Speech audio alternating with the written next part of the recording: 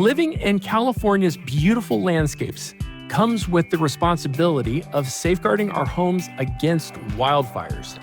One critical aspect of this protection is ensuring your home is equipped with fire and ember-resistant vents.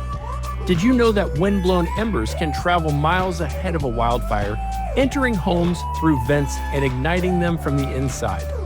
In fact, experts agree that 90% of all homes are ignited by flying embers.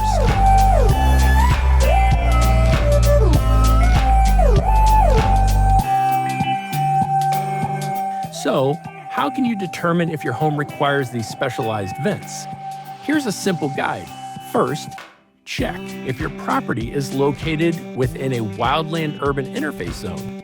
These are areas where residential developments meet wildlands, posing a higher risk for wildfires.